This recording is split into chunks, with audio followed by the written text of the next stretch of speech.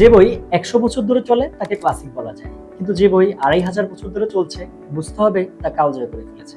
কথা বলছিলাম চায়না সমরবিদ লেখা সানজুর জগৎ বিখ্যাত বই দ্য আর্ট অফ ওয়ার নিয়ে। প্রায় হাজার হাজার বছর ধরে মানুষের আগ্রহ, সম্মান এবং আকর্ষণের কেন্দ্র থেকে এই বইটি বর্তমানে চিরন্তন সত্য। পূর্ববর্তী সময়ের রাজা বাদশাহ থেকে শুরু করে বর্তমান সময়ের কর্পোরেট লিডারদের মধ্যে এই বইটি সবচেয়ে বেশি পঠিত হচ্ছে। বর্তমান সময়ে মিলিটারি স্কুলগুলোতে অবশ্য পাঠ্য বই এটি। দ্য ড্রাকার ইনস্টিটিউটের এমডি রিক ওয়ার্ডসম্যান ফোর্বস ম্যাগাজিনে লেখেন যে আপনি কি জানেন কোন বইটি একই সাথে সামরিক এবং ব্যবসায়িক জগতে প্রভাব বিস্তার করছে? প্রভাবশালী এই বইটি সানজুর লেখা the art of war. Art, war, এই ওয়ার্ডগুলো চুম্বকের মতে হাজার বছর ধরে মানুষকে এটার দিকে টেনে নিয়ে আসছে। সানজুর এই বইটি গত ২৫০০ বছর ধরে যতগুলো যুদ্ধে ব্যবহৃত হয়েছে, প্রত্যেকটা যুদ্ধে যারাই এটাকে ফলো করেছেন তারা অবশ্যই জিতেছেন। কারণ সানজুর মতে এই বইকে যদি আপনি ফলো করেন তাহলে আপনার জিত অবশ্যম্ভাবী, আর যদি আপনি ফলো না করেন তবে আপনার হার অনস্বীকার্য। যুদ্ধ কি শুধু রাজা রাজার মধ্যে, সৈন্য সৈন্যের মধ্যে? না, বর্তমানে মানুষের সাথে মানুষের, পরিবারের সাথে পরিবারের, ভাইয়ের সাথে ভাইয়ের, একটা ব্যবসা প্রতিষ্ঠানের সাথে আরেকটা ব্যবসা প্রতিষ্ঠানের, একটা পণ্যের সাথে আরেকটা পণ্যের, সর্বত্র ছড়িয়ে ছিটিয়ে আছে আসলে যুদ্ধ। তার মানে বইটি শুধুমাত্র মিলিটারি টার্মের জন্য না, ব্যবসা, অর্থনীতি, রাজনীতি, স্পোর্টস, ব্যক্তি জীবন, প্রত্যেকটা জায়গার জন্য এই বইটি খুবই গুরুত্বপূর্ণ এবং খুবই ইফেক্টিভ।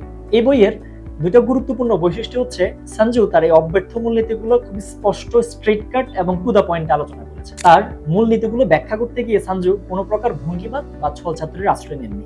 এই বইটি এতটাই ছোট যে আপনি চাইলে ৪৫ মিনিটের একটা যাত্রায় খুব অনায়াসে এই বইটি শেষ করে ফেলতে পারেন। এই বইটির উপর ঘন্টাখানেক বিনিয়োগ আপনার জীবনের জন্য খুবই গুরুত্বপূর্ণ একটি সিদ্ধান্ত হতে পারে। তো চলুন কথা বলা যাক জগৎ বিখ্যাত বই সানজুর দ্য আর্ট অফ ওয়ার নিয়ে। আসসালামু আলাইকুম, আমি মেহেদী হাসান তানভীর কথা বলছি বইপুরের পক্ষ থেকে। বই পড়ুয়া আমাদের একটি কমপ্লিট মিশন বই প্রেমীদেরকে নিয়ে, যেখানে আমরা জগৎ বিখ্যাত বিভিন্ন বইকে নিয়ে এসে সামারি করি, যাতে আপনি আপনার ব্যস্ততম সময়ের মধ্য থেকে ৫ থেকে ৭ মিনিট সময় ব্যয় করে আপনি একটা জগৎ বিখ্যাত বইয়ের একটা কমপ্লিট নির্দেশ নিতে পারেন। কথা বলছিলাম জগৎ বিখ্যাত বইয়ের সানজুর দ্য আর্ট অফ ওয়ার নিয়ে।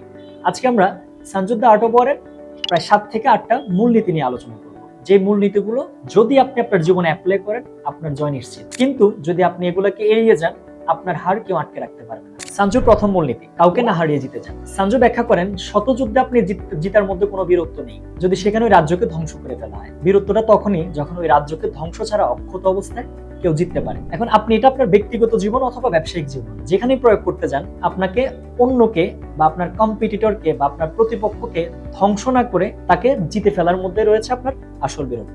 সানজুর দ্বিতীয় মূলনীতি, নিজেকে জানুন, আপনার প্রতিপক্ষকে জানুন। শতযুদ্ধ আপনাকে কেউ আটকাতে পারবে না। সানজু ব্যাখ্যা করেন আপনি যদি আপনার শক্তিমত্তা এবং দুর্বলতা জায়গাগুলো আগে থেকে চিহ্নিত করতে পারেন এবং আপনার প্রতিপক্ষের শক্তিমত্তা এবং দুর্বলতার জায়গাগুলো যদি আগে থেকে আপনার বিবেচনায় থাকে, তার মানে আপনি কোন কোন জায়গা পারফেক্ট, আপনার শক্তিমত্তা বা সাহসের জায়গাটা কোনটি আছে, এবং আপনি যার সাথে কথা বলছেন, তর্কে গিয়েছেন, যুক্তিতে গিয়েছেন, তার শক্তির জায়গা কোনগুলো আছে। খেয়াল রাখতে হবে প্রতিপক্ষের শক্তির জায়গাগুলোকে এড়িয়ে গিয়ে তার দুর্বল জায়গায় নিজের শক্তিমত্তা প্রদর্শন করাই হচ্ছে আসল যোদ্ধার কাজ। সানজুর তৃতীয় মূলনীতি, পরিকল্পনা এবং প্রস্তুতি নিয়ে নেওয়াই হচ্ছে সাফল্যের আসল চাবি। সানজুর মতে অথর্বদের উপর বিশ্বাস করা এবং পূর্ব প্রস্তুতি না রাখা হচ্ছে অপরাধের শামিল। সানজুর মতে আপনি আপনার পরিকল্পনা এবং প্রস্তুতি নিয়ে খুব দ্রুততার সময়ের মধ্যে আপনি অ্যাকশনে চলে যাবেন।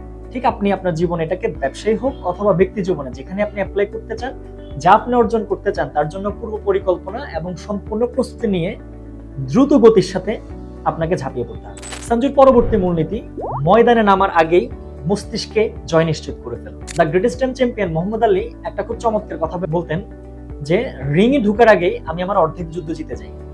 এই যে জিতাটা, এটাকে বলে মাইন্ড ওয়ার। সানজুর মতে অ্যাকচুয়াল ওয়ারের চাইতে ইম্পর্টেন্ট হচ্ছে মাইন্ড ওয়ার, মস্তিষ্ক যুদ্ধ। যে যুদ্ধে আপনি মস্তিষ্কে জিততে পারবেন, সে যুদ্ধে আপনাকে ময়দানে কেউ হারাতে পারবে না।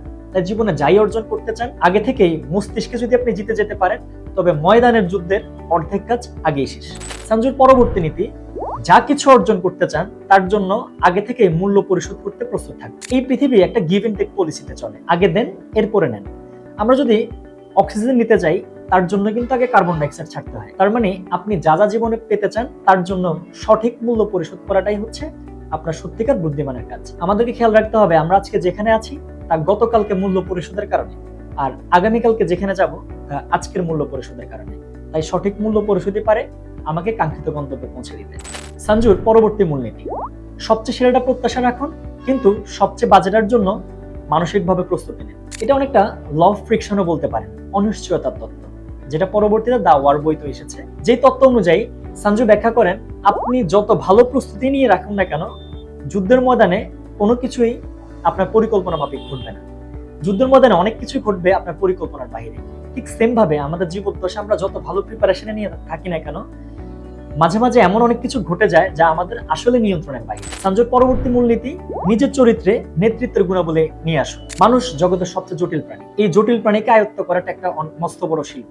এই শিল্পে আপনি যদি চমৎকার শিল্পী হতে পারেন, এই জীবনের যুদ্ধে জিতাটা অনেক বেশি আপনার জন্য সহজ হয়ে যাবে। তাই সঞ্জুর মতে আপনি আপনার চরিত্রের মধ্যে নেতৃত্বের গুণাবলী প্রকাশ করুন, কারণ একজন সঠিক নেতা তার টিমের সবচেয়ে দুর্বলদের মধ্য থেকেও সঠিক ফলাফল বের করে নিয়ে আসতে। সঞ্জুর পরবর্তী মূলনীতি, বড় যে কোনো লক্ষ্য অর্জন করতে গেলে তাকে ছোট ছোট পর্যায়ে ভাগ করে ফেলুন। সঞ্জু ব্যাখ্যা করেন, আপনি যদি বড় কোনো রাজ্য জয় করতে চান, আপনি একসাথে সবটাকে গিলতে পারবেন না, ছোট ছোট করে আপনি এই রাজ্যটাকে ভাগ করে ফেলতে হবে। মানে জীবনে যদি আপনি বড় কোনো কিছু অর্জন করতে চান, একসাথে সবটাকে পাবেন না। তাই বড় যে কোনো কিছু অর্জন করতে চাইলে তাকে কাজের গুরুত্ব অনুযায়ী ছোট ছোট অংশে ভাগ করা এবং ছোট ছোট করে এগুলোকে জয় করার মাধ্যমে বড় অংশটাকে অর্জন করাই হবে জীবনের আসল সিদ্ধান্ত। সঞ্জুর পরবর্তী মূলনীতি, যদি জিততে চান তবে আপনার জাহাজকে পুড়িয়ে ফেলুন। কোন এক যুদ্ধে একজন যোদ্ধা গিয়েছিল খুব সামান্য পরিমাণ সৈন্য সংখ্যক নিয়ে প্রতিপক্ষের সাথে যুদ্ধ করতে। যুদ্ধে যাওয়ার আগে রাজা দেখলেন তার সৈন্যদের মধ্যে মনোবল ভেঙে গিয়েছে। তখন তিনি কিছু পেয়াদাকে ডাক দিয়ে যে জাহাজে করে তারা এসেছিলেন সে জাহাজকে পুড়িয়ে দেওয়ার নির্দেশ দিলেন। জাহাজ পুড়িয়ে দেওয়ার পরে রাজা তার সকল সৈন্যকে ডেকে নিয়ে আসলেন। আসার পরে বললেন, এতক্ষণ পর্যন্ত আমাদের হাতে দুইটা রাস্তা ছিল, এক যুদ্ধে জিতা, আর দুই যুদ্ধে হেরে গিয়ে এই জাহাজ দিয়ে পালিয়ে যাও।